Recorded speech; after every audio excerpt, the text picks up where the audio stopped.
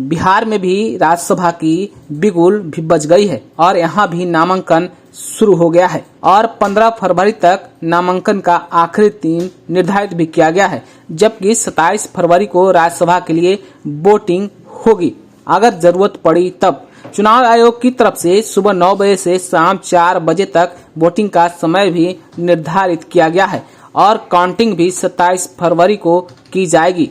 हालांकि इसकी संभावनाएं बहुत कम दिख रही है।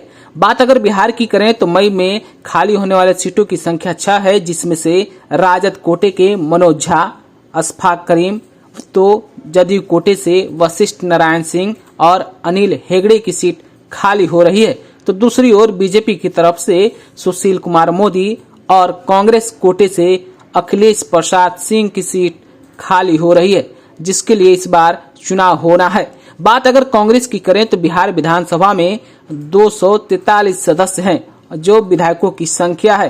राज्यसभा के उम्मीदवारों का चयन इस बार करेंगे। संख्या बल के हिसाब से एनडीए के पास मौजूदा समय में 128 तो महागठबंधन के पास 114 सदस्य हैं। विधानसभा में संख्या बल के हिसाब से एनडीए को 3 और महागठबंधन को भी 3 सीट मिलना तय माना जा रहा है। अब सवाल है कांग्रेस की एक सीट पर आखिर पेच कैसे खुलेगा।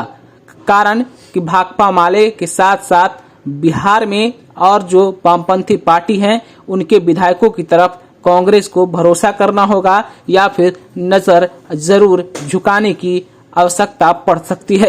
बात अगर राजद की करें तो मनोज झा जो है उनकी तरफ से सीट क्लियर है, जो मौजूदा समय में राज्यसभा के सांसद हैं, और एक अल्पसंख्यक चेहरा जो अशफाक करीम है उनको फिर से भेजने की ऐसी संभावनाएं तो कम ही दिख रही है। लेकिन सवाल है कि सभी पार्टी क्या फैसला लेती है, इस पर अभी भी असमंजस बना हुआ है। लेकिन 2024 लोकसभा चुनाव से पहले बिहार में जातीय गणना का जो आंकड़ा आया है उसको ध्यान में रखते हुए सभी राजनीतिक दल अपने लिए सीटें तलाशेगी और उम्मीदवार को राज्यसभा भेजने का काम करेगी, ताकि लोकसभा चुनाव 2024 में भी इसको भुनाया जाए और जनता के प्रति अपनी सहानुभूति बटोरी जाए।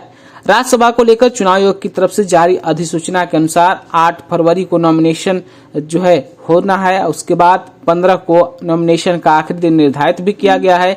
16 फरवरी को नॉमिनेशन की स्क्रूटनी होगी, यानी कि सही और गलत का फैसला होगा, और 20 फरवरी तक उम्मीदवार अपना नामांकन वापस ले सकते हैं। और 27 फरवरी को, जैसा कि मैंने आपको बताया है, काउंटिंग की प्रक्रिया शुरू होगी और रिजल्ट भी उसी दिन आ जाएगा। लेकिन तमाम गहमागहमी के बीच राज्यसभा में कौन इस बार महागठबंधन या फिर एनडीए की तरफ से जाएंगे, अभी तक कुछ स्पष्ट नहीं हो पाया है। लेकिन इतना जरूर आप समझिए कि जो सीटें खाली हो रही है उसमें 6ठा सीट को लेकर महागठबंधन और एनडीए के बीच में अगर चुनाव की नौबत आई तो पेच राजनीतिक रूप से काफी फंसता हुआ नजर आ सकता है, जैसा कि सीटों की आंकड़ों के हिसाब से आप खुद समझ सकते हैं। हालांकि ऐसी संभावनाएं बहुत कम ही जताई जा रही है। आप अपनी राय क्या रखते हैं बिहार में 6 राज्यसभा सीट के चुनाव के संबंध में, हमें कमेंट के रूप में जरूर बताइएगा। आपके हिसाब से इस बार कौन कौन उम्मीदवार हो सकते हैं उसके बारे में भी हमें जरूर प्रतिक्रिया भेजें। तब तक के लिए आप बने रहिए लाइव बिहार के साथ। आपका बहुत बहुत शुक्रिया। YouTube पर सब्सक्राइब और Facebook पर लाइक जरूर करें।